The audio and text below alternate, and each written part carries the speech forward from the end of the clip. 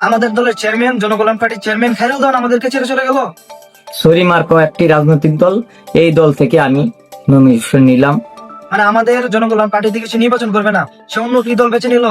আসসালামু আলাইকুম সুপ্রিয় দেশবাসী, বহু কষ্ট করে 10,000 টাকা ধার কর্জ করে আজকে ফর্ম নিলাম আমাদের সরি মার্কার প্রতীক মুক্তিযুদ্ধ থেকে, যেই দলের নিবন্ধন নম্বর 41।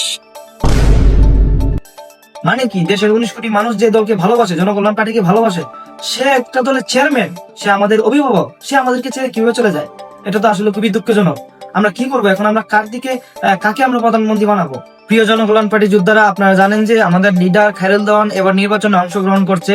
তবে জনকল্যাণ পার্টি থেকে অংশগ্রহণ করছে না, অংশগ্রহণ করছে অন্য একটি দল থেকে, যেটার নাম হচ্ছে মুক্তিজোট। তো দলের মার্কা হচ্ছে লাঠি মার্কা। তবে দেশের 19 কোটি মানুষের ভালোবাসার দল জনকল্যাণ পার্টি ছেড়ে সে অন্য দল কেন নির্বাচন করছে? আপনারা ভালো করে জানেন যে আমাদের দল এখনো নিবন্ধিত না। আশা করি সে ওই দল থেকে নির্বাচিত হয়ে সংসদে যাবেন, সংসদে গিয়ে আমাদের জনকল্যাণ পার্টির নিবন্ধন নিয়ে আসবেন। তখন আমরা দেশের 19 কোটি মানুষ সুন্দর করে ভোট দিয়ে আবার আমরা জনকল্যাণ পার্টির চেয়ারম্যান খায়রুল দেওয়ানকে প্রধানমন্ত্রী বানিয়ে এই দেশের উন্নতি করবো ইনশাল্লাহ।